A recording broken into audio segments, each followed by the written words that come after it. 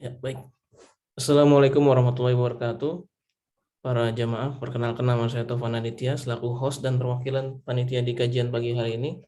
Baik, langsung saja mari kita buka kajian pada pagi hari ini. Bismillahirrahmanirrahim. Alhamdulillahirrabbilalamin. Wassalatu wassalamu ala asrafil anbiya'i wal mursalin wa ala alihi wa sahbihi ajmain. Amma ba'du. Para jamaah peserta kajian Majelis Ta'lim At-Thahirah, alhamdulillah pada pagi ini kita akan bersama-sama mengikuti kajian yang akan disampaikan oleh Ustaz Umar Bakar Hafizullah Ta'ala. Sebelum dimulainya kajian, izinkan saya selaku perwakilan panitia membacakan beberapa hal tata tertib yang harus diperhatikan selama kajian. Para jamaah diminta untuk menonaktifkan audio dan video saat kajian berlangsung. Jadi hanya audio dan video Ustadz saja yang menyala. Ditunjukkan agar kita bisa lebih fokus menyimak materi yang disampaikan oleh Ustadz. Para jamaah juga diminta untuk mempersiapkan alat tulis untuk mencatat materi sebagai bentuk ikhtiar kita dalam mencari ilmu. Kemudian untuk sesi tanya jawab nanti, diharapkan pertanyaan sesuai dengan tema yang sedang berlangsung. Para jamaah bisa menggunakan fitur kolom chat untuk menulis pertanyaan, baik itu secara private atau umum yang nanti insya Allah akan dibacakan oleh saya. Alhamdulillah kita sudah tersambung dengan Ustadz Najmi Bakar. Semoga selalu dalam keadaan sehat ya Ustadz. Pada kesempatan pagi ini, tema yang akan disampaikan adalah rahasia semangat ibadah Ramadan. Pemerintah telah resmi menetapkan hari pertama puasa tahun ini, 1 Ramadan 1443 Hijriah jatuh pada 3 April 2022. Selama bulan Ramadan, umat muslim wajib untuk melaksanakan ibadah puasa. Esensi ibadah puasa sendiri tidak hanya puasa makan dan minum saja, tapi juga dari segala godaan hawa nafsu. Selain berpuasa, umat muslim juga disyaratkan banyak melakukan amalan, karena nilai kebaikan akan menjadi puluhan kali lipat dibandingkan bulan lainnya. Oleh sebab itu, banyak umat muslim memanfaatkan bulan Ramadan ini untuk meningkatkan ibadahnya. Mulai dari menjalani ibadah puasa dengan baik dan benar, ditambah melakukan amalan-amalan lain yang memperbanyak kebaikan. Ustadz, sepertinya para peserta sudah tidak sabar untuk menyimak dan mendengarkan materi yang akan disampaikan. Untuk mempersingkat waktu, kami persilakan. Tafadhol Ustadz. Ya.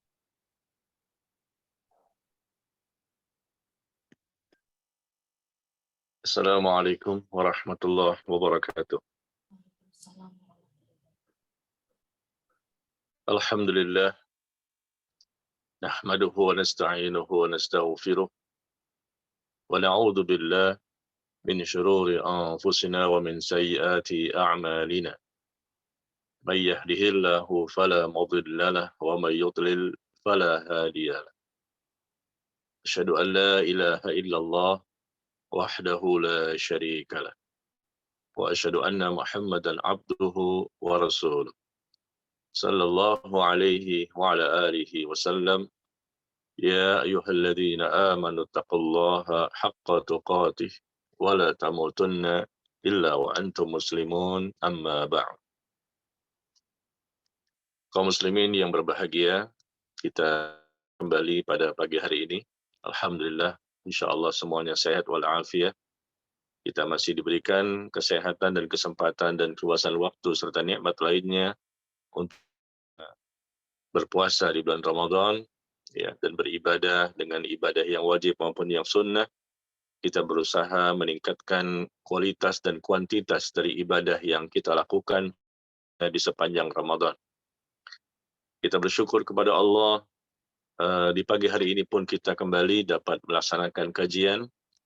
Kajian ini dalam rangka untuk melaksanakan kewajiban kita, di mana Allah memerintahkan kita untuk menuntut ilmu, mempelajari agama kita yang kita cintai. Kapanpun dan dimanapun kita berada, kita diperintahkan untuk belajar, dan belajar tentang agama kita ini. Maka jemaah sekalian, jangan kita kendor semangat kita untuk tetap mempelajari agama kita. Meskipun kondisi puasa, meskipun kita tidak makan dan minum, tetap kita berusaha mempelajari agama kita. Karena ini kewajiban bukan hanya sehari dua hari, tetapi kewajiban yang Allah perintahkan kepada kita sepanjang hidup kita. Sampai mati, kita wajib untuk belajar.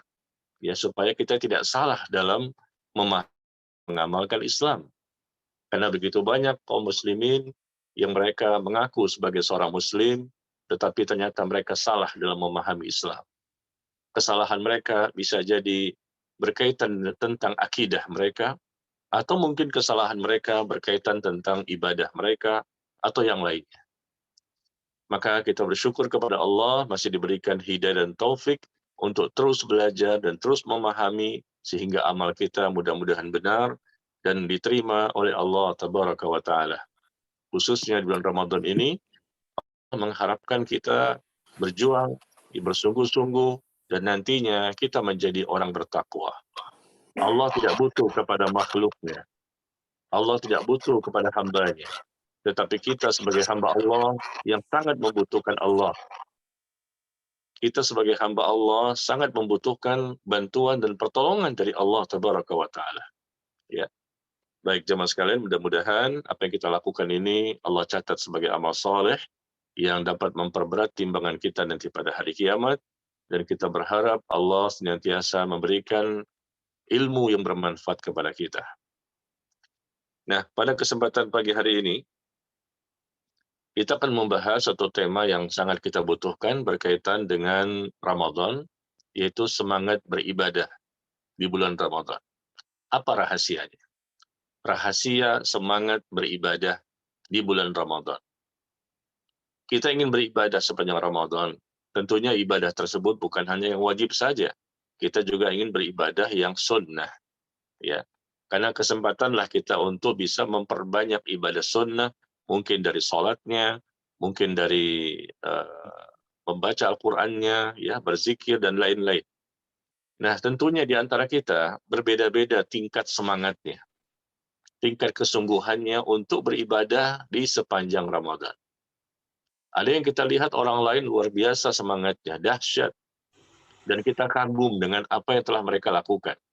Ya, dari ibadah sholat misalnya, mereka lakukan ibadah sholat sunnah, baik itu rawatib, qabliyah, dan ba'diyah, atau mungkin sholat duha, atau mungkin sholat malam, sholat tarawih, sholat tahajud, yang mereka lakukan begitu panjang, begitu lama, subhanallah. Sehingga mereka sedikit sekali tidurnya di waktu malam. Ya, sedikit sekali tidurnya di waktu malam, subhanallah. Atau mungkin mereka luar biasa semangatnya membaca Al-Quran. Ya, mereka membaca Al-Quran begitu banyaknya. Dan bahkan sepanjang Ramadan mereka bisa mengkhatamkan Al-Quran berkali-kali. Kita melihat kisah-kisah orang-orang yang bertakwa.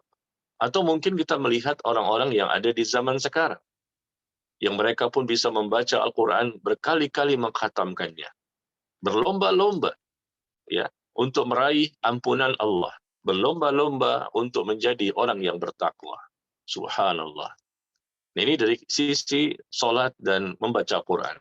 Atau yang ketiga, dari sisi mereka bersedekah.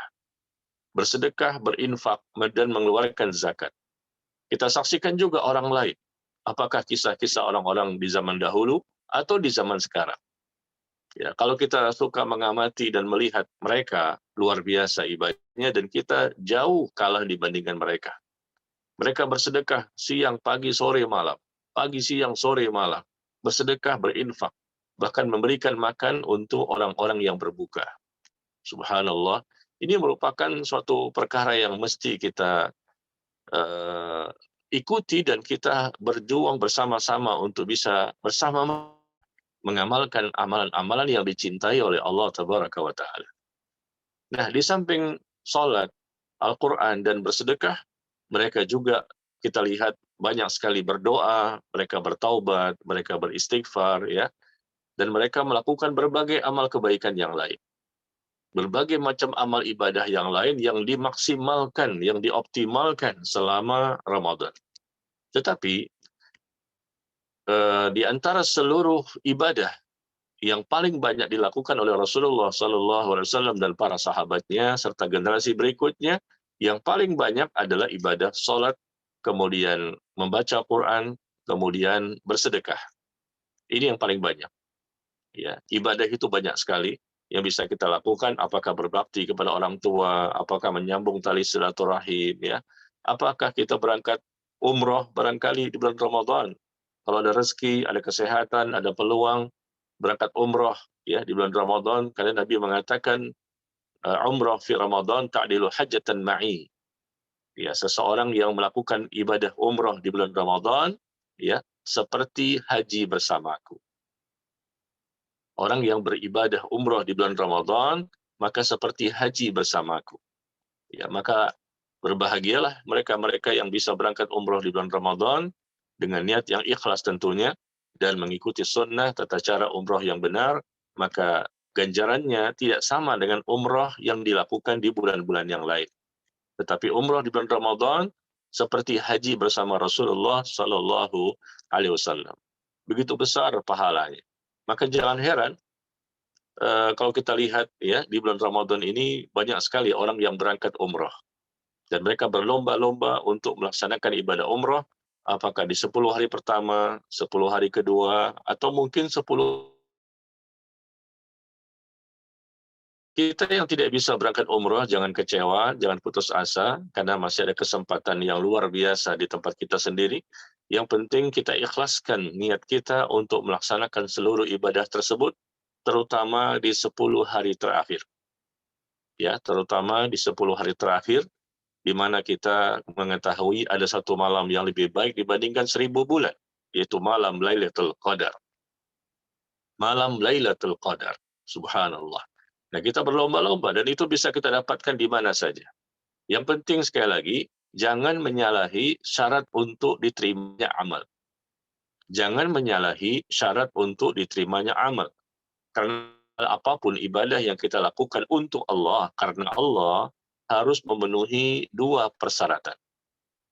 Untuk diterima dan diberikan pahala serta ganjaran. Harus memenuhi 2 persyaratan. Siapapun kaum muslimin dimanapun mereka berada, ketika mereka beribadah untuk Allah dan karena Allah, ya ibadahnya harus memenuhi 2 persyaratan. Yang pertama, ikhlas.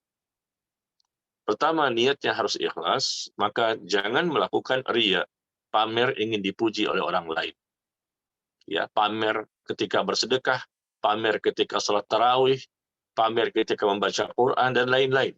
Ya, ini namanya perbuatan riya. Yang kedua, tentunya jangan sum'ah. Jangan menceritakan amal kebaikan kita ke orang lain dalam rangka ingin dipuji. Ini pun tidak ada manfaatnya. Hilang pahala yang ada. Yang ketiga, jangan ujub. Jangan berbangga-bangga merasa besar dengan dirinya. Karena mentang-mentang dia punya ilmu, punya banyak ibadah, punya banyak harta, orang yang ujub ini bisa melenyapkan dan menghanguskan pahala yang dia terima. Yang keempat, jangan sombong. Ya, dengan berbagai macam ibadah yang kita lakukan. Sombong itu menolak kebenaran atau merendahkan manusia. Demikian. Jadi syarat pertama adalah ikhlas. Lawan dari ikhlas adalah riya, sum'ah, ujub, dan sombong. Nah, yang kedua, syarat untuk diterimanya amal seseorang adalah amal tersebut harus sesuai dengan syariat. Harus sesuai dengan sunnah Nabi Sallallahu Alaihi Wasallam.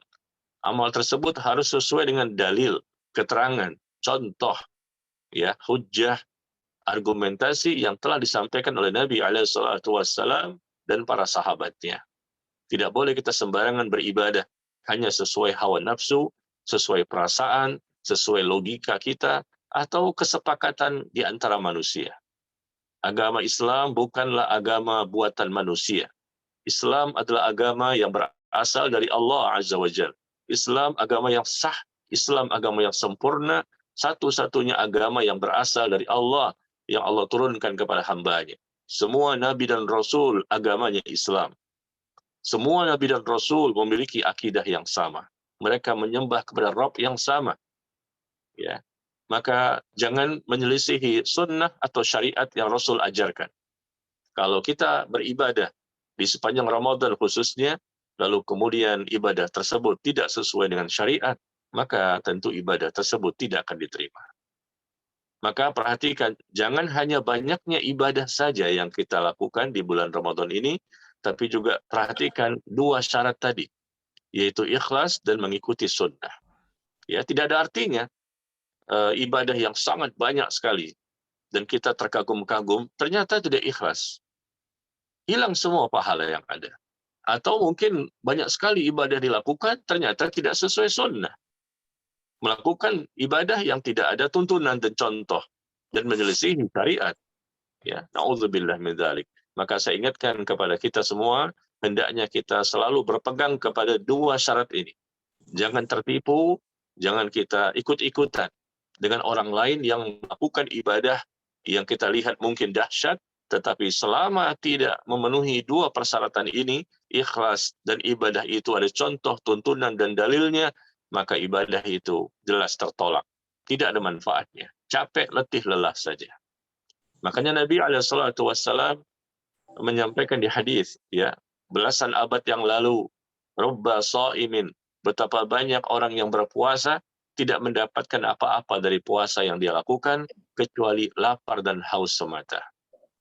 Betapa banyak orang yang berpuasa hanya lapar dan haus saja karena dia melakukan pembatal-pembatal puasa, atau mungkin dia melakukan sesuatu yang bisa mengurangi pahala puasa atau bisa menghilangkan pahala puasa sama sekali. Bukan lagi mengurangi, bahkan menghilangkan. Karena tidak memenuhi dua persyaratan tadi.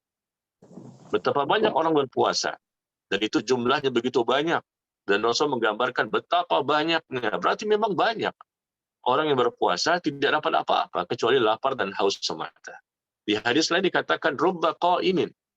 Betapa banyak orang yang sholat malam, sholat tarawih, ya tidak mendapatkan apa-apa dari ibadah sholat malamnya, sholat tarawihnya, kecuali capek letih semata. Kecuali capek dan letih semata. Kecuali hanya bergadang saja di waktu malam dia tidak tidur. Bayangkan, capek, letih, lelah, tidak tidur, ngantuk-ngantuk, ternyata ujung-ujungnya tidak ada pahala. Na'udzubillah. Ya. Tidak ada ganjaran, yang ada justru dosa. Kenapa? Karena tadi tidak memenuhi dua persyaratan, yaitu tidak ikhlas dan tidak mengikuti sunnah. Kelihatannya sepele ya, gampang cuma dua saja kok Pak Ustadz. Iya, tapi dalam prakteknya ternyata tidak mudah. Apalagi kita ini mungkin ibadahnya biasanya tidak banyak. Tiba-tiba Ramadan banyak sekali ibadah yang kita lakukan. Maka timbullah ujub. Ya, timbullah ujub, bangga dengan diri kita, merendahkan orang lain, menghina orang lain, mengejek orang lain dengan ibadah yang dia lakukan. Ya, atau mungkin dia ingin pamer dengan dimasukkan di sosial media, di Instagramnya, di Facebooknya, dia menunjukkan bagaimana sedekahnya, sholatnya, baca Qur'annya, dan lain-lain. Subhanallah. Dan itu kita lihat nyata memang ada. Ya, na'udzubillah. Baik jamaah sekalian, ini sebagai muqaddimah bagi kita ingin membahas tentang rahasia. Rahasia semangat ibadah di bulan Ramadan. Apa sih rahasianya? Kita bicara tentang orang bertakwa ya. Kita belum bertakwa.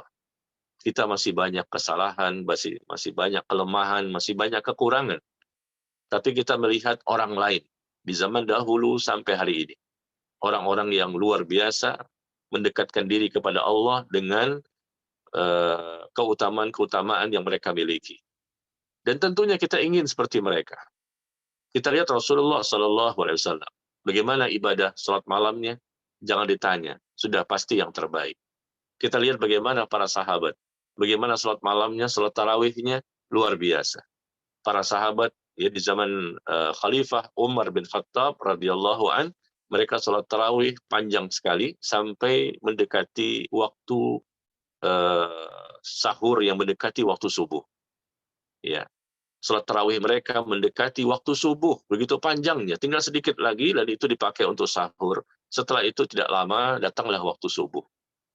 Subhanallah. Kita lihat di masa tabi'in, bagaimana generasi tabi'in, mereka salat juga salat malam, dan salat malam mereka sudah sangat panjang sekali. Bahkan dikatakan Suwaid bin Ghaflah ini umurnya 120 tahun. Usianya 120 tahun dan menjadi imam salat tarawih di bulan Ramadan. Itu di zaman tabi'in. Usianya berapa? 120 tahun. Menjadi imam salat tarawih di zaman para tabi'in. Bayangkan jamaah, menjadi imam, membacanya panjang, berdirinya lama. Berapa usianya? 120 tahun. Suwaid bin Ghaflah rahimahullah. Begitu juga Al-Imam Al-Bukhari. Ya, Al-Imam Al-Bukhari, beliau membaca Al-Quran di waktu siang dan selesai satu kali khatam, dan di waktu malamnya beliau salat tarawih, dan setelah itu melanjutkan salat tahajud, salat malamnya, dan beliau bisa mengkhatamkan 3 hari sekali. 3 hari sekali khatam, 3 hari sekali khatam. Ketika salat tarawih dan salat malamnya. Subhanallah. Dan para ulama lainnya banyak sekali. Yang kita lihat dari ibadah salatnya, kemudian membaca Qur'annya, kadang-kadang kita lihat apa ini benar. Jangan-jangan ini hoax. Jadi ini bukan cerita dongeng ya, cerita nyata. Seperti Al-Aswad bin Yazid. Al-Aswad bin Yazid rahimahullah juga di zaman tabi'in, beliau ini di luar Ramadan membaca Quran dan khatam setiap 6 hari sekali. 6 hari sekali khatam Al-Quran. Tetapi begitu masuk Ramadan, beliau bisa mengkhatamkan Al-Quran 2 hari sekali, 2 hari sekali. Begitu juga Qatadah. Ya, rahimahullah, beliau di luar bulan Ramadan bisa mengkhatamkan Al-Quran sebanyak 7 hari sekali. Tetapi begitu masuk Ramadan, maka beliau mengkhatamkan Al-Quran 3 hari sekali, 3 hari sekali. Dan nanti ketika di 10 hari terakhir, di 10 hari terakhir Ramadan, Qatadah rahimahullah, beliau mengkhatamkan Al-Quran 1 hari sekali, 1 hari sekali. Begitu juga para ulama yang lain, luar biasa. Banyak sekali kisah-kisah yang menakjubkan. Ada yang sudah tua renta, ya, sudah tua, tidak bisa berdiri lama. Dan dia dilihat oleh orang lain. Ternyata setua itu sudah tua renta dan lemah fisiknya, tapi ketika sholat malam mampu sekedar membaca surah Al-Baqarah saja. Al-Baqarah dibaca 286 ayat, dan itu kondisinya dibaca sambil berdiri. Satu rakaatnya membaca surah Al-Baqarah. Oleh siapa? Orang yang masih muda? Tidak. Orang yang sudah tua. Siapa dia? Ya, seperti contohnya Atha bin Abi Rabah, ya, dan lain-lain. Subhanallah. Hanya membaca satu surat untuk satu rakaat karena kondisi sudah tidak kuat. Subhanallah. Bagaimana kondisinya ketika masih kuat? Ya, dan ini merupakan cerita-cerita yang sangat menakjubkan. Nah, dari salat kemudian baca Quran maupun sedekah ya. Dan Rasulullah itu Shallallahu Alaihi Wasallam ketika di bulan Ramadan lebih dahsyat sedekahnya. Beliau banyak memberikan bantuan ya, bantuan sedekah infak kepada kaum muslimin. Nah, sekali lagi yang kita bahas sebetulnya rahasia. Rahasia semangat. Kenapa mereka bisa seperti itu? Bahkan satu lagi jamaah. Satu lagi kita lihat di kitab Lataiful Ma'arif ya. Imam Ibnu Rajab rahimahullah menceritakan tentang ulama salaf. Para ulama salaf, ulama-ulama terdahulu, mereka 6 bulan sebelum datangnya Ramadan, mereka sudah berdoa kepada Allah. Allahumma salimni ila Ramadan, wa salim li Ramadan, wa tasalamuhu minni mutaqabbala. Ya Allah, sampaikanlah diriku ke dalam bulan Ramadan. Dan sampaikanlah Ramadan kepadaku, dan terimalah amal ibadahku. Doa ini mereka baca 6 bulan sebelum datangnya Ramadan. 6 bulan sebelum datangnya Ramadan, mereka sudah berdoa, ya Allah sampaikan diriku ke dalam bulan Ramadan, dan sampaikan Ramadan kepadaku, dan terimalah amal ibadahku. Kenapa mereka berdoa seperti ini? Selama 6 bulan sebelum datangnya Ramadan, karena mereka sangat-sangat berharap terpilih untuk bisa kembali beribadah di sepanjang Ramadan. Karena mereka tahu keutamaannya, keistimewaan yang luar biasa. Ya, dilipat gandakan pahala, Allah memberikan ampunan, Allah memberikan keberkahan, Allah memberikan kebaikan, Allah memberikan ya suatu keutamaan dan keistimewaan yang tidak diberikan di bulan-bulan yang lain. Bahkan ada malam Lailatul Qadar yang lebih baik dibandingkan 1000 bulan. Dan Rasul sudah menyatakan man shoma ramadhana imanan wa ihtisaban ghufira lahu ma taqaddama min dzambi. Barang siapa yang berpuasa di bulan Ramadan karena iman dan dia mengharapkan ridho Allah, ganjaran dari Allah, ya, maka diampuni dosa-dosanya yang telah lalu. Dan barang siapa yang salat malam, man qama Ramadan imanan wa ihtisaban, barang siapa yang man qama ramadhana imanan wa ihtisaban, barang siapa yang mendirikan salat malam di bulan Ramadan karena iman dan mengharapkan ganjaran juga diampuni dosa-dosa yang telah lalu. Ya, bagaimana kita tidak berlomba-lomba jamaah sekalian? Ya, terbuka peluang yang sangat besar untuk mendapatkan ampunan. Dosa kita sangat banyak, amal kita sedikit, mati itu pasti. Mati itu pasti. Dan kita harus mempersiapkan bekal sebanyak-banyaknya untuk mendapatkan keselamatan nanti di akhirat. Ya. Jadi apa rahasianya? Yang pertama, rahasia semangat beribadah di bulan Ramadan. Ya, kita bicara khusus bulan Ramadan ya. Sebetulnya rahasia semangat beribadah ini harusnya sampai sepanjang hidup. Sampai mati kita semangat ya. Maunya seperti itu kan. Tetapi kita bicara tentang Ramadan saja karena kita memang sedang berada di bulan Ramadan dan kita ingin lebih maksimal berada di bulan ini melakukan berbagai macam ibadah. Nah, yang pertama jamaah sekalian, apa rahasianya? Semangat beribadah di sepanjang Ramadan. Yang pertama adalah jadikan bulan Ramadan ini ya sebagai peluang untuk kita bisa beribadah sebaik-baiknya karena kita khawatir jangan-jangan ini adalah Ramadan yang terakhir. Tancapkan di hati kita. Ya. Rasa takut jangan-jangan ini merupakan Ramadan yang terakhir dan saya tidak lagi bisa bertemu Ramadan di tahun yang akan datang. Ini yang dimiliki oleh para ulama, orang-orang bertakwa dan orang yang saleh dan salehah. Andai kata ini yang terakhir dan saya tidak bisa lagi menemui Ramadan di tahun yang akan datang. Lalu bagaimana nasib saya? Bagaimana dengan ya kondisi saya yang masih seperti ini, masih banyak kekurangannya. Nah, jangan-jangan ini merupakan Ramadan yang terakhir bagi saya dan saya tidak bisa mendapatkan lagi Ramadan di tahun yang akan datang. Sikap seperti ini kalau kita miliki dari hari ke hari sepanjang Ramadan, jangan-jangan ini yang terakhir. Jangan-jangan ini yang terakhir. Jangan-jangan ini hari yang terakhir, bulan yang terakhir. Tentunya kita akan berlomba-lomba dan bersemangat. Ya, meskipun memang kita tidak tahu secara pasti ya. Ya, kapan matinya kita, kapan matinya orang lain. Tidak ada yang tahu. Bisa jadi kita masih berada di tahun yang akan datang. Bahkan 20 tahun, bahkan 30 tahun yang akan datang. Mungkin kita masih hidup. Tetapi kita tentunya tidak boleh bersikap sedemikian. Karena kita tidak tahu nasib seseorang sepanjang umur mereka, ya berapa tahun yang Allah berikan. Ya kita tidak tahu. Karena kita lihat tetangga kita, saudara kita, teman kita, keluarga kita, banyak sekali yang meninggal dunia. Di sepanjang Ramadan ini, saya sudah berapa kali mensalatkan jenazah. Ya, di masjid banyak sekali yang meninggal dunia. Salat jenazah lagi hari ini, besok salat jenazah lagi. Ya, bahkan sebelum datangnya Ramadan, beberapa hari sebelum datangnya Ramadan kemarin, juga banyak yang meninggal dunia. Makanya kita lihat yang meninggal itu tidak selalu orang tua. Ada juga yang masih muda. Maka tancapkan kalimat-kalimat seperti ini dalam hati kita. Jangan-jangan ini merupakan Ramadan yang terakhir. Jangan-jangan tahun depan saya tidak lagi bisa berada di bulan Ramadan.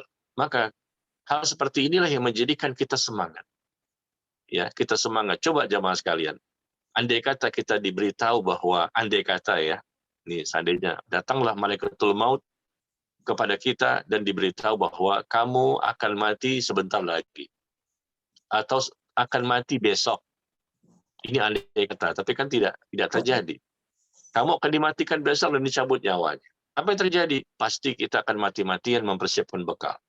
Kita berzikir, kita baca Quran, kita sholat sebanyak-banyaknya. Kenapa? Besok ini pasti nih akan dicabut nyawanya oleh malaikat. Karena malaikatul maut memberikan informasi kepada kita. Akhirnya hari itu kita luar biasa ibadahnya.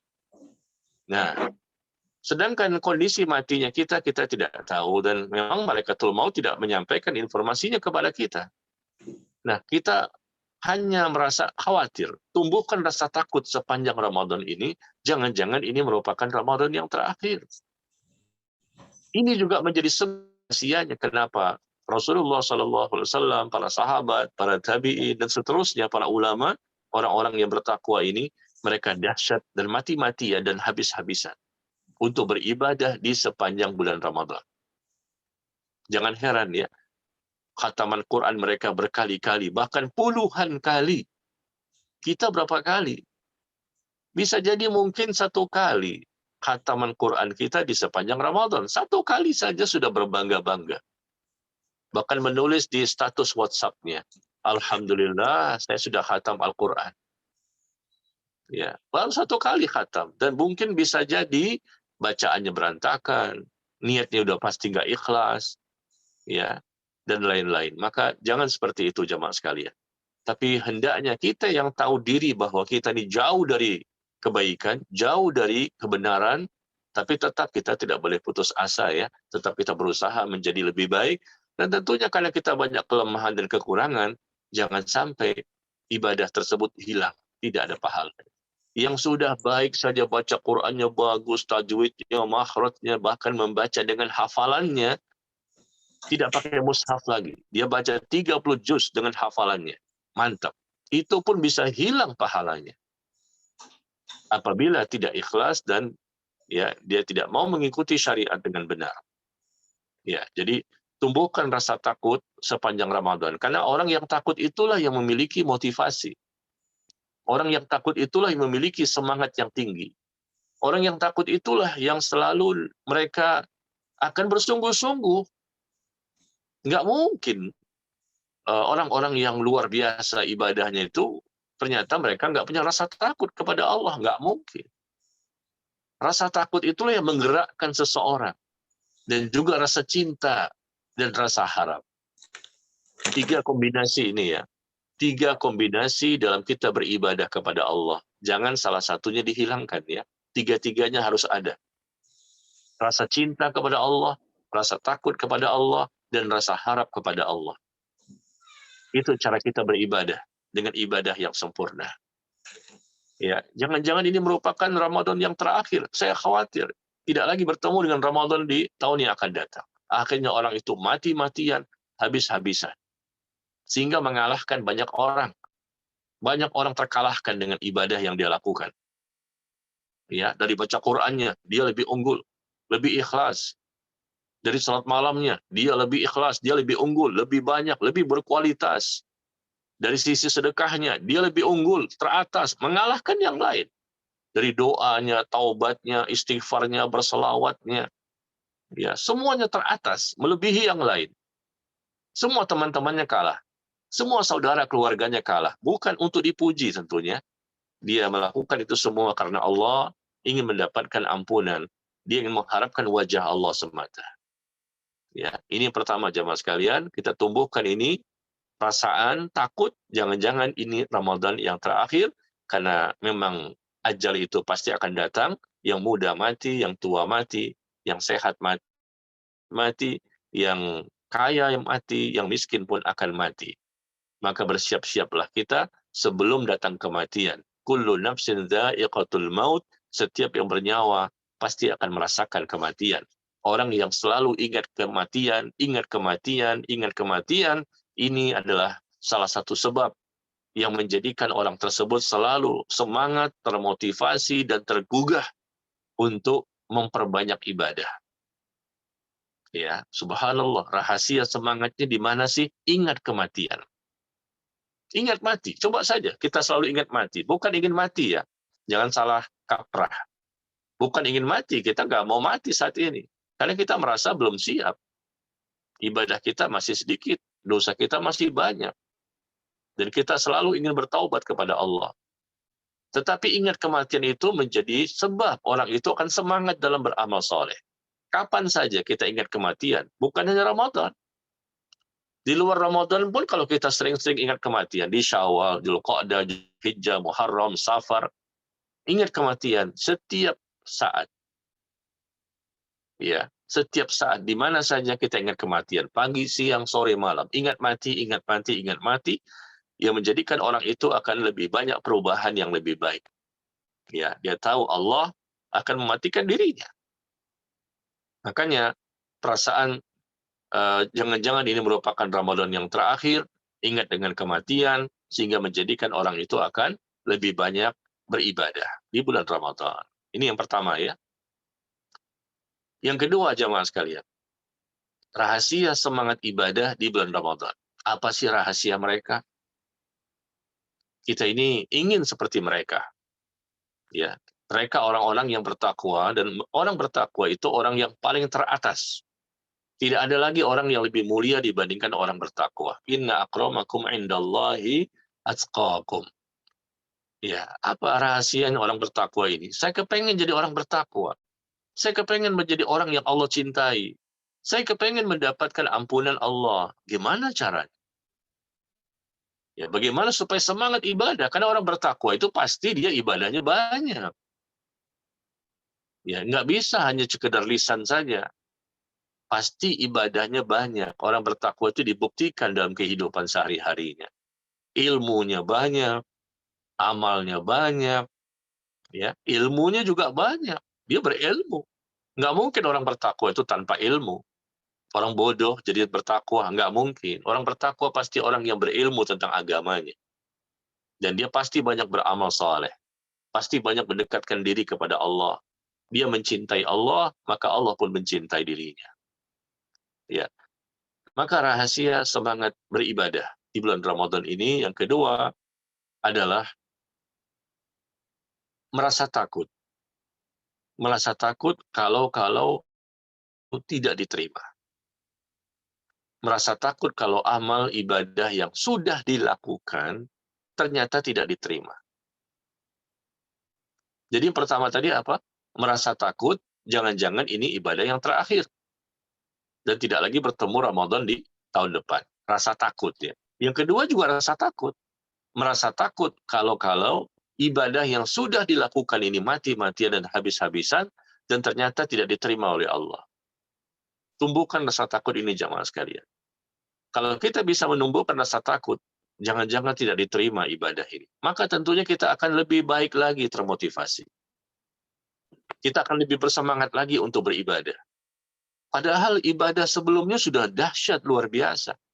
Tapi karena takut, jangan-jangan belum diterima, jangan-jangan Allah nggak terima, jangan-jangan sia-sia, jangan-jangan akhirnya apa? Dia pun akan semakin lagi beribadah lagi. Karena kalau orang yang pede banget ya, orang yang pede, percaya diri, wah ibadah saya sih pasti diterima lah. Ibadah saya sudah jelas ya, dicatat oleh malaikat, jelas pahalanya. Oh ibadah saya jelas, ini pasti. Orang yang memiliki sikap seperti ini, akhirnya apa? Malas-malasan setelahnya. Yang pertama dia ujub, berbangga-bangga ibadahnya, padahal ibadah yang dilakukan itu belum jelas diterima atau tidak. Bagaimana dia bisa merasa percaya diri? Bagaimana mungkin dia pede dengan ibadah yang sudah dilakukan meskipun memang dahsyat? Jamaah sekalian, mati itu pasti dan dosa itu pasti dicatat. Yang pasti itu. Mati itu pasti dan dosa pun pasti dicatat. Tapi masalah ibadah kita, amal soleh kita nggak tahu pasti diterima atau tidak. Ini masih misteri semuanya. Siapapun dia, meskipun dia ulama besar, selevel ulama pun ketakutan. Ini ulama, ketakutan luar biasa. Jangan-jangan nggak diterima, jangan-jangan nggak diterima. Kenapa kita orang awam, kita orang yang ya, minim ilmu, minim iman, ya, minim amal, merasa pede sekali, percaya diri bahwa amal saya sudah banyak. Saya sudah ini, saya sudah ini, saya sudah ini. Ya memang sudah. Tapi kan kita nggak tahu Allah menerima atau tidak amal tersebut. Apakah ada wahyu turun yang menjelaskan bahwa Allah menerima taubat kita? Tidak ada. Apakah ada wahyu yang turun yang menjelaskan bahwa ibadah kita diterima dari sholat malam kita, baca Quran kita? Ada wahyu turun seperti itu? Tidak ada. Meskipun memang Allah itu maha menerima amal dari hambanya. Dan Allah tidak mengingkari janji. Allah pasti menerima amal saleh dari hambanya. Itu pasti. Allah menerima. Cuma masalahnya adalah apakah kita yang terpilih sebagai hamba yang diterima amal solehnya? Maka jamaah sekalian berbahagia, tumbuhkan rasa takut, jangan-jangan ibadah saya tidak diterima. Orang yang selalu merasa takut seperti ini, ya, dan tidak ujub tentunya, tidak ada perasaan hebat, perasaan kagum dengan dirinya, merasa besar dengan dirinya, justru takut. Jangan-jangan ibadah saya nggak diterima. Nah, inilah yang menjadi semangat yang tinggi, menjadi motivasi, rahasia, ya, semangat ibadah di bulan Ramadan. Iya, inilah yang menjadikan orang-orang yang saleh dan salehah, mereka akhirnya kembali lagi beribadah yang luar biasa. Sebelumnya sudah, sekarang kembali lagi, bahkan lebih dahsyat lagi. Dan ini ternyata disebutkan oleh Allah Tabaraka wa Ta'ala dalam Al-Quran, di surah Al-Mu'minun. Di surah Al-Mu'minun, surah ke-23, ya, ayat yang ke-60 dan 61. Allah menyebutkan walladzina yu'tuna ma atau wa qulubuhum wajilah annahum ila rabbihim raji'un. Orang-orang yang telah memberikan apa yang telah mereka berikan, ya, diliputi dengan hati yang rasa takut kepada Allah karena mereka yakin bahwa mereka akan kembali kepada Allah. Apa maksud ayat ini? Surah Al-Mu'minun ayat ke-60. Orang-orang yang telah memberikan apa yang telah mereka berikan dengan diliputi rasa takut kepada Allah di hatinya. Karena mereka tahu, mereka yakin bahwa mereka akan kembali kepada Allah. Nah, ternyata Aisyah radhiyallahu anha bertanya kepada Nabi SAW. Ini hadis yang dikeluarkan oleh Imam Ahmad, At-Tirmidzi, Imam Ibnu Majah, dan Imam Al-Hakim. Ya, Aisyah radhiyallahu anha bertanya kepada Nabi tentang maksud ayat ini. Al-Mu'minun ayat ke-60. Maka Aisyah bertanya, "Ya Rasulullah, apakah maksud ayat ini adalah orang yang mereka sudah melakukan perbuatan dosa seperti mencuri atau berzina dan minum minuman keras?" Ya, 3 contoh perbuatan dosa: mencuri, berzina, atau minum minuman keras, minum khamr. Lalu setelah itu mereka takut kepada Allah atas dosa yang telah mereka lakukan, karena mereka tahu bahwa mereka akan kembali kepada Allah dan mereka akan mendapatkan hukuman. Apakah maksudnya seperti itu ya Rasulullah? Maka Nabi SAW bersabda, "La ya bintas Siddiq." Bukan itu maksudnya, wahai putri Abu Bakar As-Siddiq. Maksud dari surah Al-Mu'minun tadi adalah, ya, walakinnahum alladzina yusallun wa yasumun wa tasaddaqun wa hum yakhafun an la yuqbala minhum. Ya, maksud dari ayat tersebut adalah orang-orang yang telah memberikan sesuatu pekerjaan, suatu amalan, ya. Setelah itu mereka takut karena mereka yakin mereka kembali kepada Allah. Artinya orang-orang yang mereka sudah mendirikan sholat. Mereka sudah mendirikan sholat dan sholatnya banyak sekali. Dan mereka pun berpuasa dan puasanya ikhlas mengikuti sunnah. Dan mereka juga bersedekah, sedekahnya juga ikhlas dan banyak sekali. Rasul memberikan contoh berapa amalan? 3. Orang yang sudah sholat, mereka berpuasa, dan mereka bersedekah. Setelah beribadah, wahum yakhafun an la yuqbala minhum. Lalu mereka takut dengan ibadah tersebut, takut tidak diterima oleh Allah. Mereka takut kalau ibadah mereka tidak diterima oleh Allah. Bukan habis melakukan perbuatan dosa, lalu takut akan hukuman siksaan. Tetapi habis melakukan perbuatan amal saleh. Setelah beribadah takut. Aneh ya, terkesan aneh gitu. Karena nggak umum ini, tidak umum. Umumnya orang yang takut itu karena dia tahu dia berbuat dosa. Bukan dia tidak sadar. Dia tahu dia sedang berbuat dosa, dia tahu mencuri itu nggak boleh, berzina boleh, minum minuman keras nggak boleh, atau dosa-dosa yang lain nggak boleh, dia tahu. Setelah itu dia takut mendapatkan hukuman dari Allah, itu hal yang wajar-wajar saja. Memang harus takut. Tetapi di sini justru Rasul mengatakan tidak demikian. Maksud dari surah Al-Mu'minun ayat 60 itu adalah orang yang takut kepada Allah setelah mereka beribadah. Setelah beribadah, takut. Setelah beribadah, takut. Ibadah apa? Rasul mencontohkan mereka sholat, yang wajib maupun yang sunnah. Termasuk sholat tarawih, sholat malam, tahajud, dan sholat yang lain. Mereka sudah berpuasa selama sebulan, bukan sehari 2 hari. Kalau puasa Senin Kemis, ya ini bukan setiap hari. Ayat juga bukan setiap hari. Puasa Nabi Daud bukan setiap hari. Ini setiap hari. Selama 1 bulan kita ditempa, digembleng. Luar biasa ini caranya Allah agar kita bisa menjadi orang bertakwa. Nah, setelah beribadah, puasa, takut. Begitu juga setelah bersedekah. Sholat, puasa, dan sedekah. Setelah bersedekah, takut. Padahal sedekahnya ikhlas. Dan sedekahnya dari harta yang halal. Tapi takut setelah bersedekah. Nah, dengan sebab inilah, kata Allah, dalam ayat kelanjutannya ya, ayat ke-61. Sekarang masuk ayat ke-61. Ulaika yusari'una fil khairat wa hum laha sabiqun. Maka mereka inilah, kata Allah, orang yang akan bersegera untuk melakukan kebaikan-kebaikan dan ketaatan-ketaatan. Coba perhatikan firman Allah ini. Allah yang mengatakan, ya bukan saya. Mereka lah orang yang bersegera, bersemangat, bersungguh-sungguh mereka melakukan kebaikan-kebaikan. Di bulan Ramadan maupun di sepanjang hidupnya. Kita sampai bingung dengan orang tersebut. Kok bisa ya? Orang itu kok bisa setinggi itu imannya? Sekuat itu imannya? Sedahsyat itu amalnya? Apa sih rahasianya? Kata Allah, ulaika sari'una fil khairat. Mereka itulah orang-orang yang akan bersemangat, bersungguh-sungguh, bersegera untuk melakukan berbagai macam kebaikan-kebaikan, ketaatan-ketaatan yang Allah ridhoi.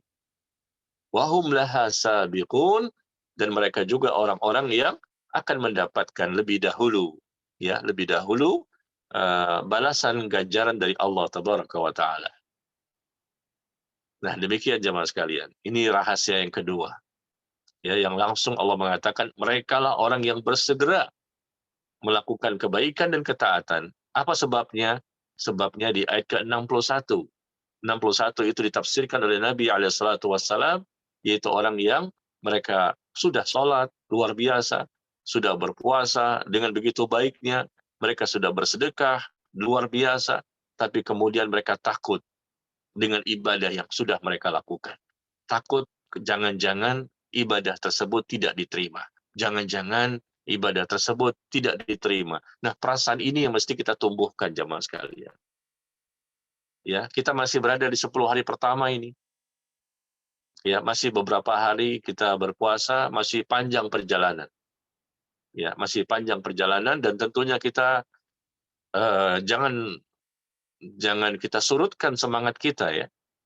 Ya, biasanya nih justru di awal-awal saja semangatnya. Begitu masuk 10 hari kedua, turun. Begitu masuk 10 hari ketiga, makin turun. Ini musibah besar sebetulnya.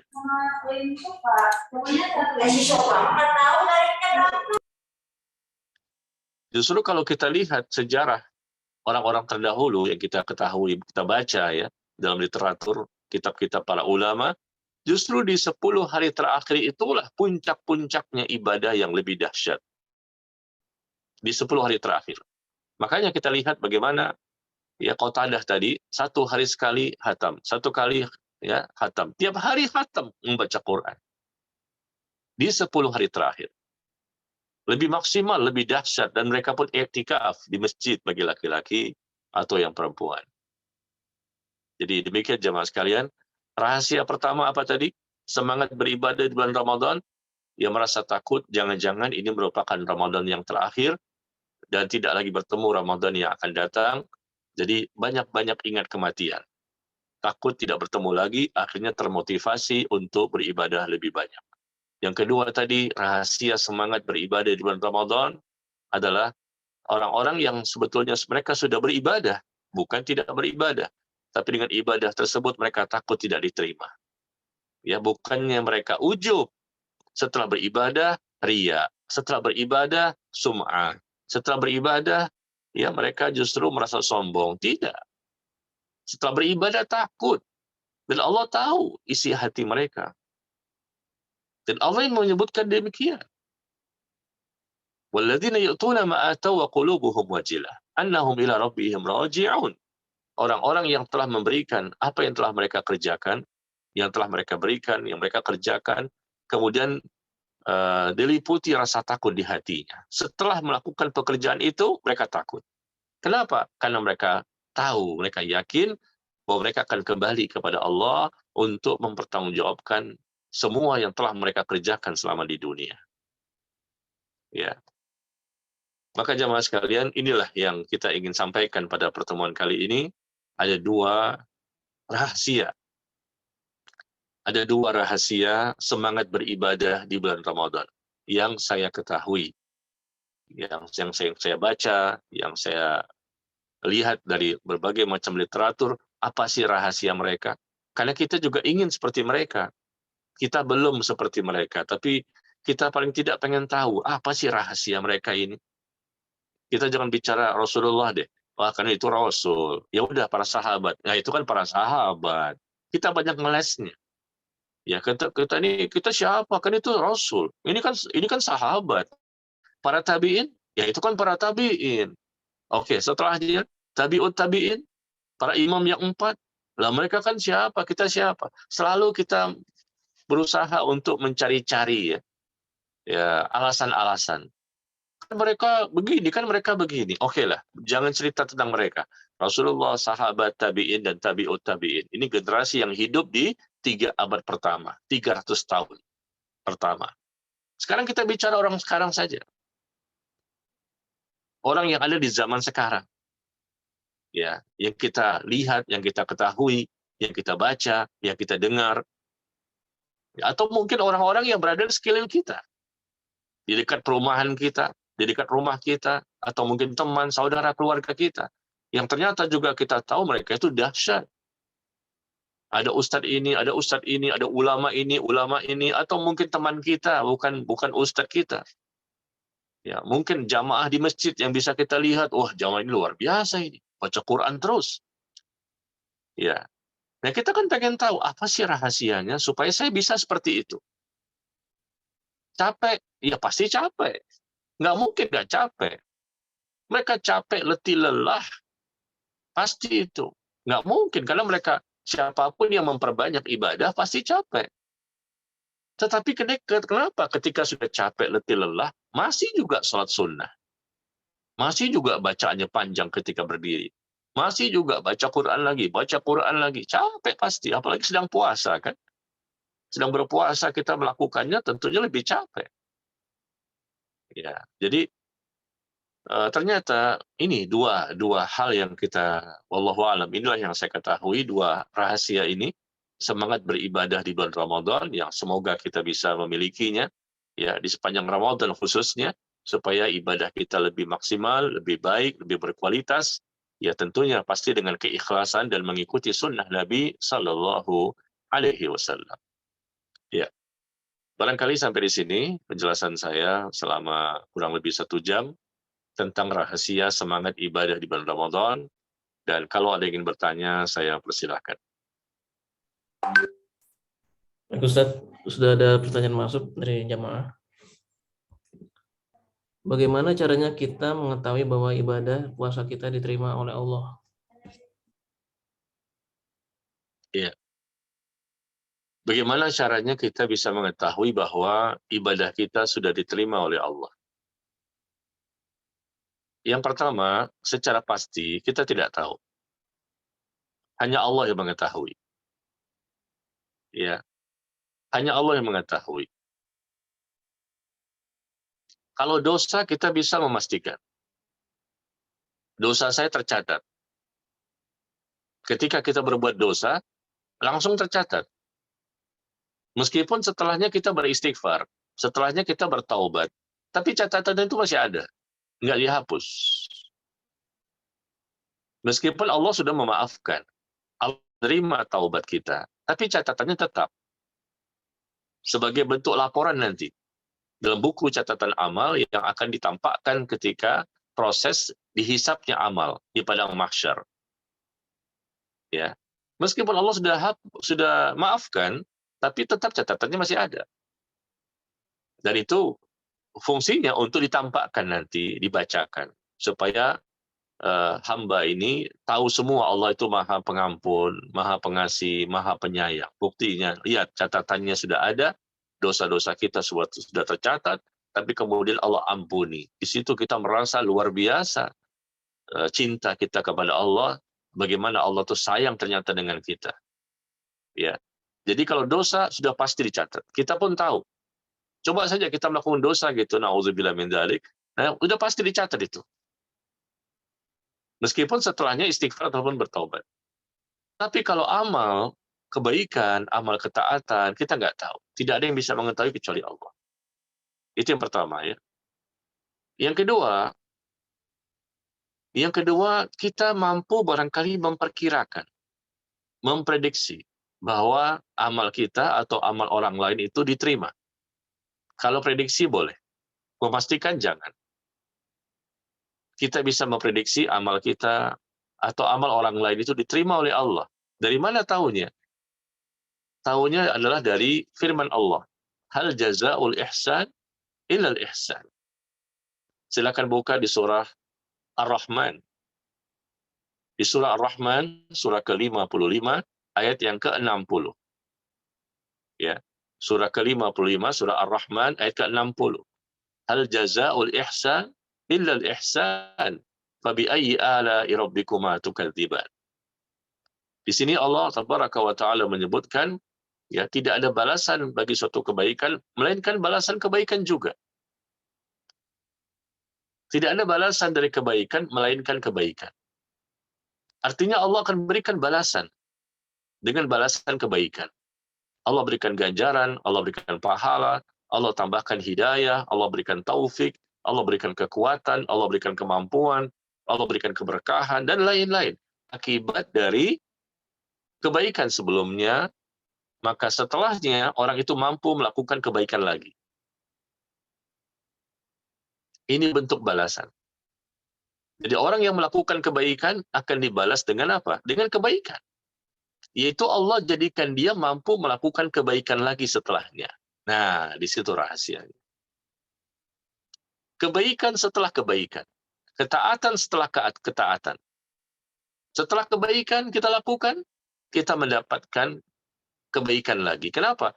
Karena kebaikan sebelumnya diterima. Kata para ulama demikian. Kebaikan sebelumnya itu diterima.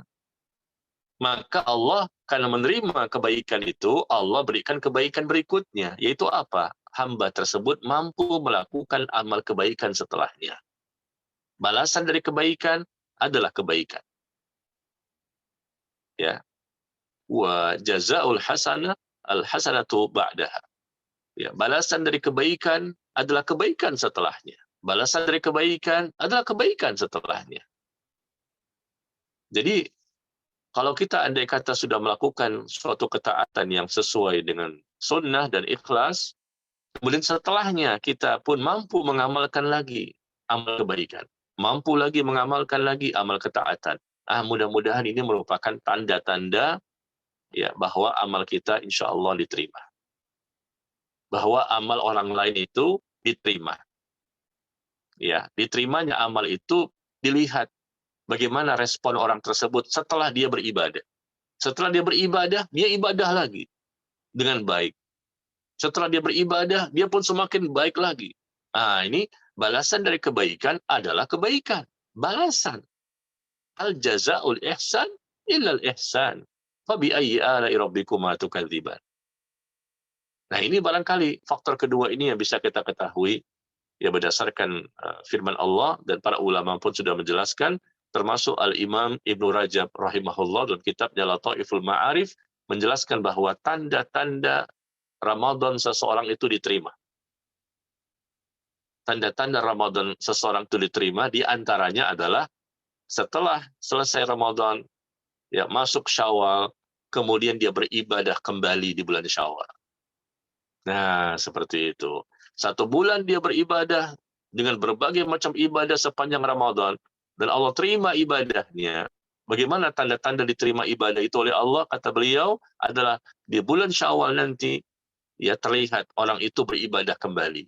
Dengan apa? Ibadah puasa Syawal. puasa 6 hari di bulan Syawal. Sunnah kan? Iya sunnah. Tapi orang yang melakukan ibadah dan ibadah diterima oleh Allah, Allah berikan dia kekuatan dan kemampuan untuk bisa melakukan ibadah berikutnya. Yang wajib maupun yang sunnah. Di antaranya ini kata Imam Ibn Rajab. Yaitu nanti di bulan Syawal dia kembali beribadah dengan puasa Syawal 6 hari di bulan Syawal dan ibadah-ibadah yang lain. Nah, ini pertanda ya. Maka coba kita evaluasi diri kita. Apakah setelah kita beribadah kembali?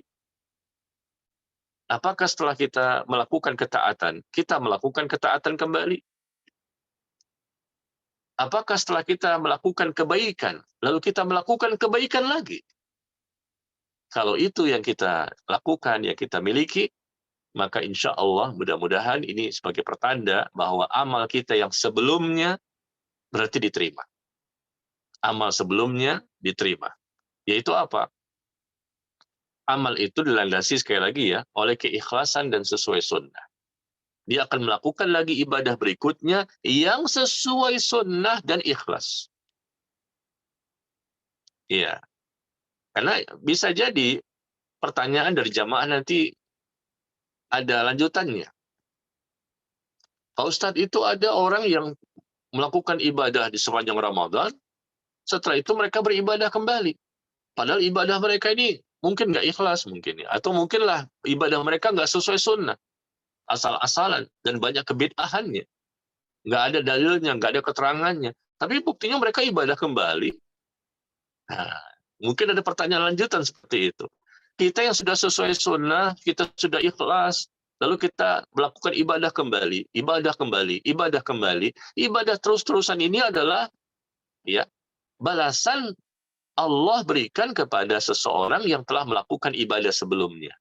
Tidak ada balasan dari kebaikan, melainkan kebaikan setelahnya. Tapi ada orang yang melakukan kebid'ahan, setelah itu ibadah lagi. Iya, mereka ibadah lagi, meskipun sebelumnya penuh dengan kerusakan. Ibadahnya nggak ada tuntunan, nggak ada dalil, nggak ada ya keikhlasan dan lain-lain. Tapi setelahnya mereka semangat lagi beribadah. Ya semangat saja, tapi nggak diterima juga. Jadi jangan salah kaprah ya memahaminya. Karena ada orang yang bertakwa, setelah itu mereka beribadah kembali, melakukan lagi kebaikan. Tapi ada orang yang salah dalam memahami dan mengamalkan Islam, setelah itu pun mereka beribadah lagi. Ya, tapi ibadah laginya mereka itu juga tidak diterima. Kalau kok bisa seperti itu? Ya, itu namanya tipuan yang menjadikan mereka semakin terpuruk. Yang benar akan beribadah kembali dengan benar.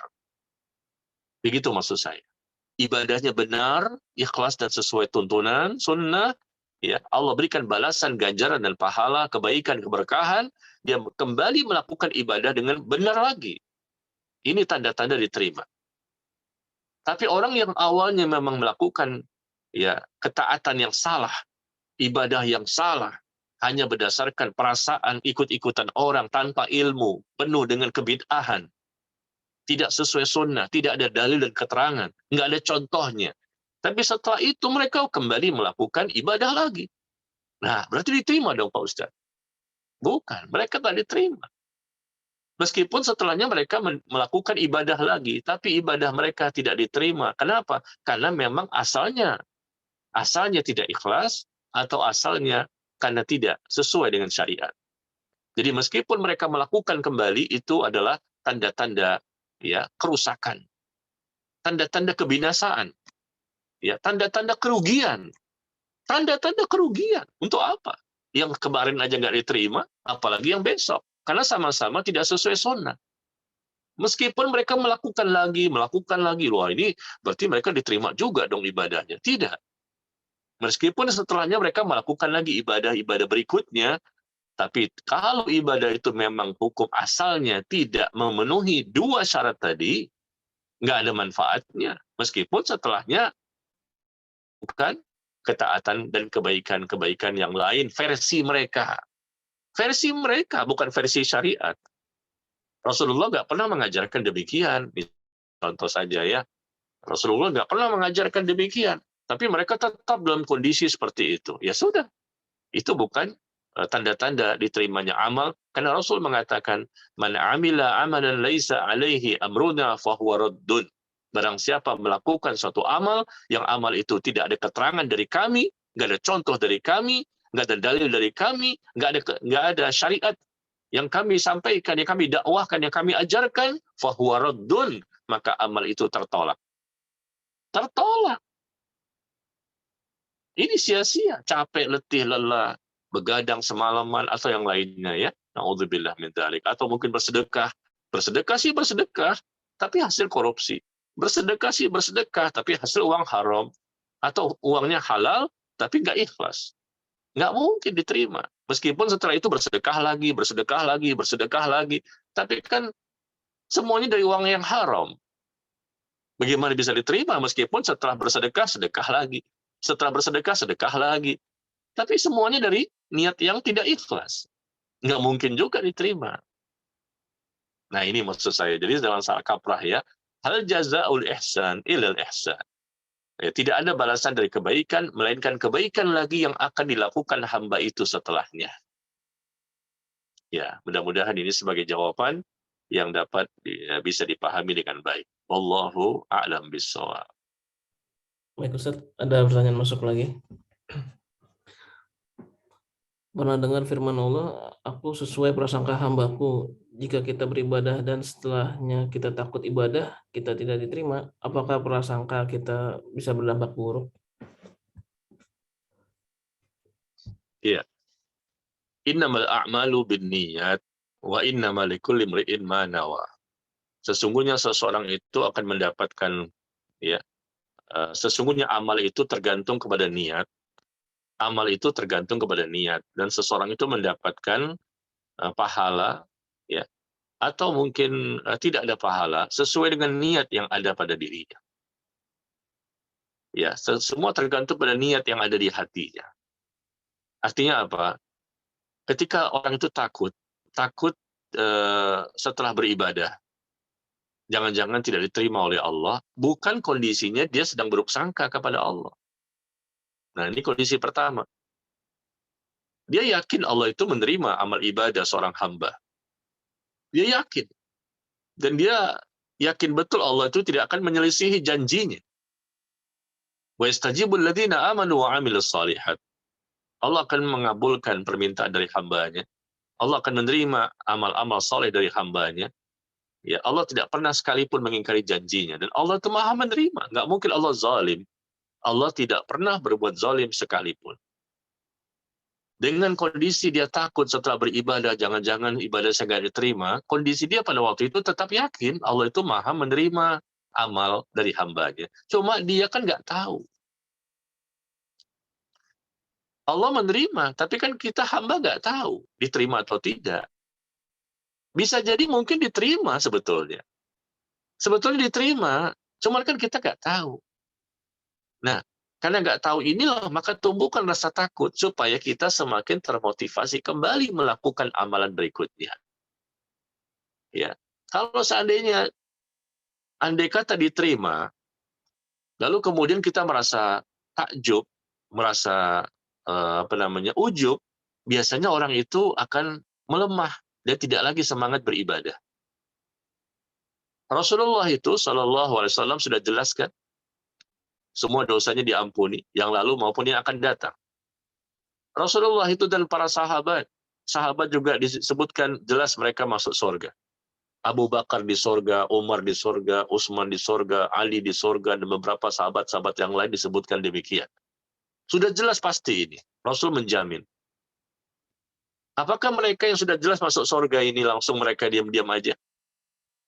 Nggak ada lagi rasa takut kepada Allah? Coba jamaah sekalian pikirkan. Rasul sudah jelas-jelas saja masuk surga, semua diampuni dosanya, tapi tetap takut kepada Allah. Takut kalau amal tidak diterima. Takut kalau mendapatkan azab Allah. Takut kalau Allah murka kepadanya. Takut. Meskipun sudah jelas. Manusia pertama yang masuk surga itu Rasulullah. Abu Bakar, Umar, Utsman, dan Ali ketika itu masih hidup dan sahabat-sahabat yang lain. Rasul sampaikan mereka di surga. Dijamin Allah mencintai mereka, mereka mencintai Allah, turun wahyu tentang mereka. Wah, coba kalau kita begitu. Kita mungkin akan ujub, wah bangga sekali kita dengan diri kita. Langsung ibadah kita pun berkurang. Nah, sudah jelas lah, ngapain lagi saya ibadah? Sudah jelas surga ini. Tapi mereka lihat, levelnya mereka beda. Udah jelas dikatakan surga, Allah menerima taubat mereka, Allah menerima amal ibadah mereka, tapi ibadah mereka makin jadi, makin dahsyat, makin luar biasa. Umar bin Khattab menghabiskan malamnya dengan sholat malam sampai subuh. Abu Bakar begitu juga, Umar begitu, Utsman begitu. Utsman bin Affan menghabiskan malam 1 rakaat membaca 30 juz, 2 rakaat membaca 30 juz. Bayangkan jamaah sekalian, udah jelas surganya nih. Rasul mencintainya, Allah mencintainya, turun ayat berkaitan dengan mereka. Tapi bagaimana ibadahnya? Utsman bin Affan salat malam 2 rakaat. Cuma 2 rakaat, tapi habis 30 juz. Coba bayangkan, 2 rakaat selesai 30 juz. Yang sudah jelas-jelas diterima ini, tapi masih dahsyat. Kenapa? Karena takut, jangan-jangan nanti diazab oleh Allah. Jangan-jangan ibadah saya nggak diterima. Jangan-jangan. Nah, itu tumbuhkan itu perasaan jemaah sekalian. Bukan buruk sangka sama Allah, tidak. Udah yakin kok, udah jelas. Rasul bersabda mereka di surga, tapi tetap takut. Nah, seperti itu. Jadi bukan karena buruk sangka, kan nggak boleh berburuk sangka kepada Allah. Iya, mereka pun tidak buruk sangka kepada Allah. Mereka berilmu, mereka orang bertakwa. Selevelnya sahabat, tabi'in, para ulama setelahnya, mereka tidak ada buruk sangka kepada Allah. Mereka tahu Allah pasti menerima amal ibadah mereka. Tetapi begitulah, ya, yang namanya orang yang Allah cinta itu seperti itu harusnya. Meskipun Allah pasti memenuhi janjinya, tapi perasaan takut itu selalu ada pada diri mereka. Karena siapa yang bisa menjamin jamaah sekalian? Hari ini kita baik, siapa yang bisa menjamin besok baik? Besok baik, siapa yang bisa menjamin bahwa lusa juga akan baik? Nggak ada yang bisa menjamin. Makanya perasaan takut itu nggak pernah berhenti. Itu ciri khas orang-orang bertakwa. Dia berada di dunia dengan rasa takut kepada Allah. Itu modal terbesar. Rasa cinta, takut, dan harap. Cinta, takut, dan harap. Ya, yang menjadikan dia semakin dahsyat. Tidak ada sedikit pun keraguan, tidak ada berburuk sangka kepada Allah. Dia tahu bahwa ya Allah itu maha menerima ibadah, tapi kan dia takut ibadah nggak diterima, atau takut nanti kalau ada perubahan. Karena begitu awalnya baik, besoknya berubah. Ya, 1 tahun dia menjadi orang yang saleh, berubah lagi. Sudah bertobat dia meninggalkan kemaksiatan. 6 bulan, 3 bulan dia tinggalkan. Setelah itu balik lagi kepada kemaksiatan. Nah itu. Jadi perasaan takut inilah menjadi modal mereka. Bukan mereka tidak percaya dengan janji-janji Allah. Ya. Tapi kalau tadi dikatakan orang yang dia buruk sangka kepada Allah, itu beda lagi. Itu jelas itu pasti dosa. Ya. Sesungguhnya amal itu tergantung kepada niat. Dan orang itu mendapatkan dari Allah sesuatu tergantung kepada niatnya. Kalau memang dari awal dia buruk sangka kepada Allah, ya jelas ibadahnya nggak akan diterima. Sebagus apapun dia buruk sangka, meskipun dia ikhlas, meskipun sesuai sunnah, tapi buruk sangka, Allah nggak terima ini amal ibadah saya. Meskipun sudah ikhlas, sudah sesuai sunnah, tapi setelah itu dia buruk sangka kepada Allah. Bagaimana bisa diterima? Ya, jadi yang kita bicarakan tadi adalah orang-orang yang dia ikhlas dan mengikuti sunnah dan tidak buruk sangka kepada Allah, tetap dia yakin bahwa Allah itu maha segala-galanya. Allah itu maha sempurna. Ya, jadi dia tahu dalilnya, bahkan ayatnya tahu, hadisnya pun tahu bahwa Allah itu akan mengabulkan doanya, Allah akan menerima amal ibadahnya. Tetapi tetap saja dia takut. Jangan-jangan saya bukanlah hamba yang terpilih. Jangan-jangan Allah nggak terima amal ibadah saya, meskipun sudah dijanjikan dengan surga. Bagaimana Rasulullah, para sahabat, udah jelas-jelas surganya, tapi tetap takut. Jangan-jangan nanti Allah memberikan siksaan. Apa Rasulullah itu berburuk sangka? Sahabat juga takut, jangan-jangan nanti Allah menurunkan siksa. Jangan-jangan Allah tidak menerima amal kami. Apakah para sahabat itu sedang buruk sangka kepada Allah? Tidak. Mereka tidak buruk sangka kepada Allah, tapi tetap saja mereka memiliki rasa takut seperti itu. Itulah menjadi modal. Semakin bersih hatinya, ya, sehingga rasa takut itu selalu ada dan semakin hari semakin besar. Dan itulah yang menjadikan sebab mereka terjaga dari berbagai macam dosa dan menjadi sebab mereka menjadi orang yang sangat ibadah. Ya, demikian. Wallahu a'lam bishawab. Baik Ustaz, ada pertanyaan masuk lagi. Bagaimana hukumnya tidak berpuasa karena pekerjaan berat, misalnya tukang bangunan? Tafadhol Ustaz. Iya. Orang yang tidak berpuasa karena dia pekerja berat seperti tukang bangunan. Yang boleh tidak berpuasa itu adalah orang yang sakit. Apakah tukang bangunan itu sakit? Kalau dia sakit, ya boleh tidak berpuasa. Yang tidak boleh berpuasa, ya, tentunya orang yang sakitnya parah. Nggak boleh berpuasa. Dia harus berbuka. Dan tidak boleh puasa sama sekali justru. Bahkan karena dia sakitnya parah sekali dan harus minum obat. Jadi, selama orang itu sakit, boleh tidak berpuasa dan wajib untuk mengkodoknya di hari-hari yang lain di luar bulan Ramadan. Yang kedua, orang yang safar. Apakah tukang bangunan itu safar, sedang menjadi musafir? Kalau dia musafir, boleh tidak berpuasa dan wajib menggantinya nanti, mengkodoknya. Sekarang bukan safar, bukan sakit. Apa alasannya? Ya, tukang bangunan ini umumnya karena capek saja, berat, panas, haus. Maka dilihat kondisinya. Awalnya mereka wajib berpuasa. Semua tukang bangunan, kalau bukan sakit, bukan safar, maka wajib untuk berpuasa. Tidak boleh mereka berbuka. Awalnya mereka berpuasa. Tetapi kalau dalam perjalanannya, misalnya sudah siang nanti, ya, ternyata pas hari itu hari yang sangat berat bagi dia. Dia nggak kuat lagi untuk berpuasa. Laparnya luar biasa, hausnya luar biasa. Dan bisa menimbulkan mudarat. Karena pekerjaannya yang sangat berat pada hari itu. Maka mereka boleh berbuka. Mereka boleh berbuka. Karena ini untuk keselamatan jiwa.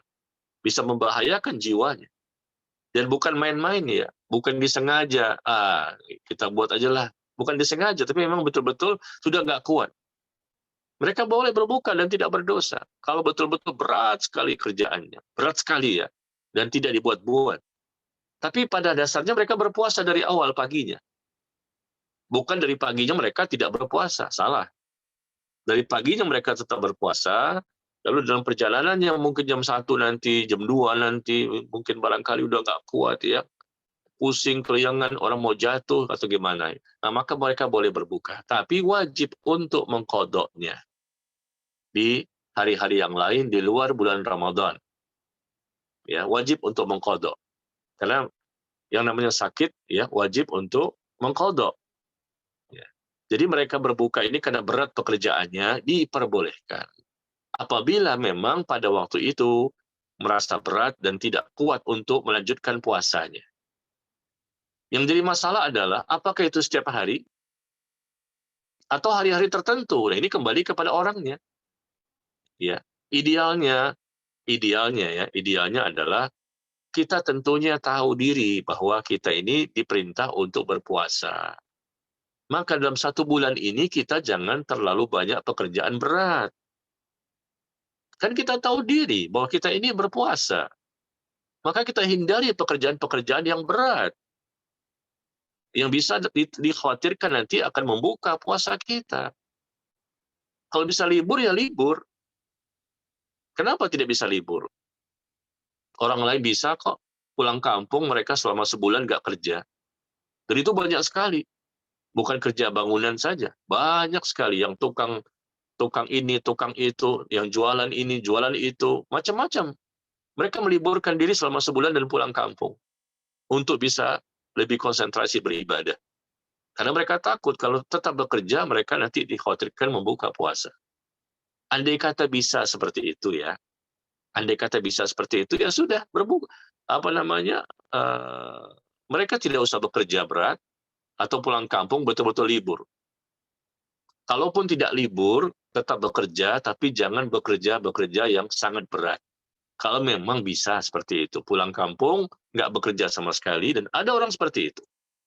Atau dia tetap bekerja, tapi tidak berat sekali, sehingga tidak membatalkan puasanya. Ya. Tapi memang harus bekerja berat, nggak bisa ditinggalkan, ya tentunya kita berusaha keras ya, untuk tidak terjadi setiap hari. Jangan setiap harinya selalu berat, ya akhirnya sebulan full nggak puasa dia. Nggak boleh juga, haram. Ya, dia membuat-buat apa namanya, rasa berat itu pada dirinya sendiri, yang sebetulnya masih ada alternatif. 1 bulan semuanya alasannya berat. 1 bulan nggak puasa, iya kenapa? Berat, nggak boleh. Berat ini kan kalau memang sewaktu-waktu, barangkali hari ini nggak kuat, seminggu itu mungkin sekali, mungkin barangkali. Nggak kuat, betul-betul ya, bukan dibuat-buat. Allah tahu isi hati manusia. Ya, la yukallifullahu nafsan illa wus'aha. Allah tidak memberikan beban kepada seorang hamba, melainkan sesuai dengan kesanggupannya. Bukan setiap hari buka puasa.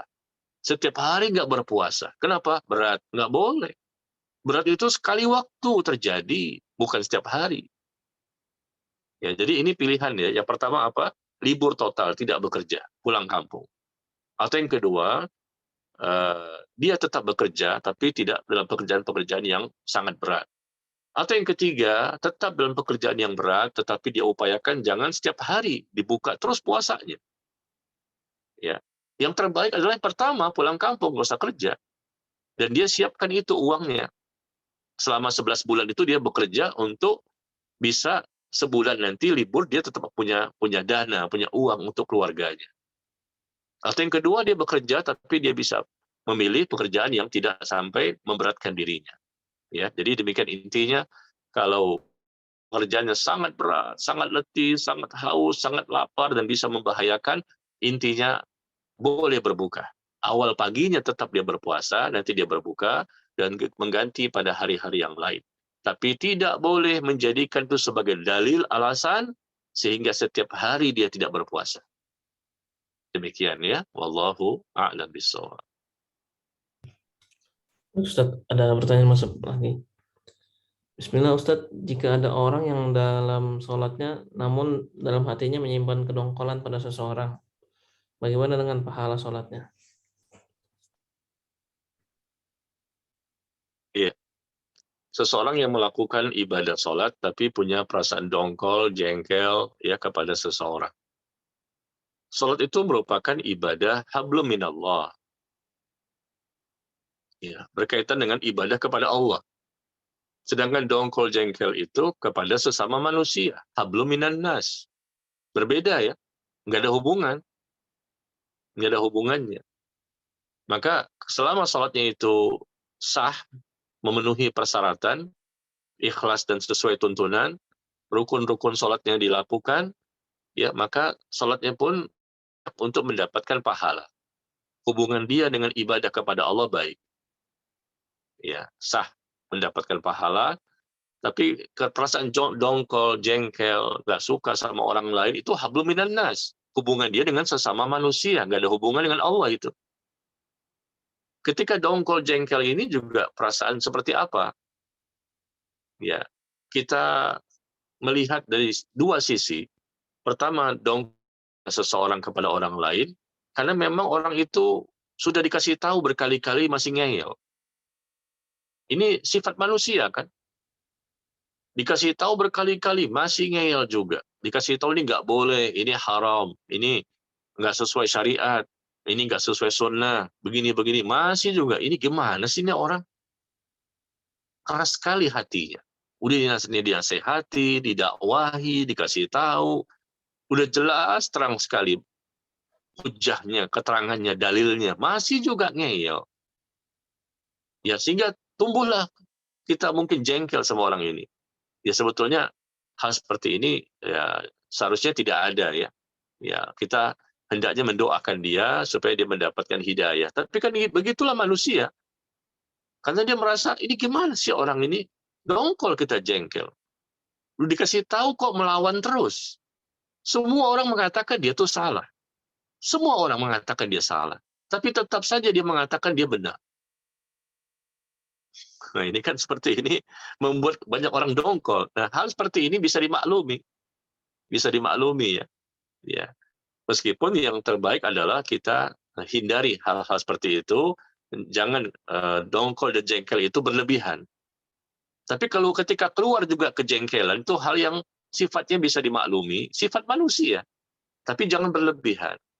Karena kita berusaha melawan hawa nafsu itu, justru kita merasa kasihan. Seharusnya begitu. Kita merasa kasihan dengan orang yang kita dakwahi, karena dia ternyata belum juga mau menerima dakwah kita. Belum mau menerima kebenaran ya yang Allah dan Rasulnya sampaikan kepada mereka. Ya, ini yang pertama. Yang kedua, kalau dongkol dan jengkel dengan perbuatan orang-orang baik. Nah, ini yang nggak boleh. Sifat yang kedua yang salah ini. Kita dongkol dan jengkel kepada dia. Kenapa? Dia sholat. Saya nggak suka dia sholat. Nah, ini kan nggak boleh. Dongkol juga namanya jengkel. Saya nggak suka dia berpuasa. Saya nggak suka dia berjilbab. Saya nggak suka dia berjenggot. Saya nggak suka dengan celananya. Ya, tidak isbal. Saya nggak suka dia ikut ngaji sunnah. Nah, ini dongkol juga, jengkel juga. Tapi kan jengkel dan dongkol yang negatif. Dosa dia. Ya, nggak ada hubungan dengan sholat. Dia berdosa ketika berkaitan dengan manusia. Ya, interaksi dengan manusianya salah. Dongkolnya yang negatif di sini. Ya, dia dongkol jengkel dengan anaknya yang ikut kajian sunnah. Suami dongkol kepada istrinya yang menutupi auratnya. Istrinya dongkol jengkel kepada suaminya yang sudah mengikuti kajian sunnah. Misalnya contoh seperti itu. Nah, ini nggak boleh, itu dosa. Orang benar kok dongkol. Orang mengikuti sunnah kok jengkel, marah. Ya nggak boleh. Ya. Tapi kalau tadi misalnya kita menyampaikan dakwah, nih contoh saja, kepada orang lain, kemudian dia ngeyel berkali-kali, ya, membantah, mengingkari, mendustakan, ini gimana sih ini orang? Udah jelas-jelas ya disampaikan, kok masih juga nggak mau terima. Semua orang mengatakan dia salah, masih juga mengatakan dia benar. Nah, ini kemudian tiba-tiba keluarlah perasaan jengkel. Itu bisa dimaklumi. Ya. Tapi jangan berlama-lama dan jangan semakin membesar. Ya, hendaknya kita memiliki hati yang bersih. Hendaknya kita, kalaupun dongkol, maksudnya marah pada waktu itu kepada orang tersebut, maka segeralah kita memberikan rasa kasihan. Setelah itu kasihan. Jadi bukan nggak boleh marah. Manusia itu memang harus punya sifat marah. Dongkol, jengkel itu kan marah. Cuma orang bertakwa itu mudah meredam amarahnya. Bukan orang bertakwa nggak punya rasa marah. Bukan, boleh, harus wajib marah bahkan. Pada waktu-waktu yang memang kita wajib untuk marah. Tapi orang bertakwa itu orang yang mudah meredam amarahnya. Dia mudah untuk mengendalikan ya rasa kejengkelannya. Dia mudah mengendalikan hawa nafsunya. Tidak berlebihan sehingga tidak melampaui batas ya, dan dia mendapatkan pahala. Ya. Saya rasa sampai di sini ya kajian kita pada pagi hari ini sampai siang. Semoga bermanfaat apa yang telah kita bahas ini, dan semoga kita mampu menjadi lebih baik dibandingkan tahun-tahun sebelumnya. Rahasia semangat beribadah di bulan Ramadan, mari kita manfaatkan dua rahasia ini yang barangkali belum kita miliki, atau sudah kita miliki tapi tetap kita tingkatkan kualitasnya, supaya ibadah kita lebih banyak, karena bulan Ramadan bulan untuk beribadah yang lebih baik dan lebih banyak, lebih berkualitas. Ya, bukan berarti kita tidak boleh bekerja, bukan berarti kita tidak boleh beraktivitas. Ya, tetap saja beraktivitas ya, kita harus mencari nafkah dan lain-lain, tapi tentunya jangan lupakan dengan hablum minallah kita dan hablum minan nas kita yang lebih baik. Ya, demikian wallahu taala a'lam bissawab. Wassallallahu ala nabiyina Muhammad walhamdulillahirabbil alamin. Subhanakallahumma wa bihamdika asyhadu an la ilaha illa anta astaghfiruka wa atubu ilaik. Wassalamualaikum warahmatullahi wabarakatuh. Waalaikumsalam warahmatullahi wabarakatuh. Terima kasih Pak Ustadz. Ya, sama-sama. Ustadz, untuk penyampaian materinya. Semoga ilmu yang disampaikan bermanfaat bagi kita semua. Dan semoga Allah memudahkan kita mencari ilmu. Demikian sudah kajian online bersama Ustadz Najmi Umar Bakar. Saya Taufan Aditya selaku perwakilan panitia kajian memohon maaf bila ada pertanyaan yang belum sempat ditanyakan. Dan jika ada kata-kata yang kurang berkenan bagi para jamaah, mohon dimaafkan. Kami perwakilan dari panitia Majelis Ta'lim At-Thahirah mengucapkan marhaban ya Ramadan, selamat menjalankan ibadah puasa 1443 Hijriah. Akhirul kalam, wassalamualaikum warahmatullahi wabarakatuh.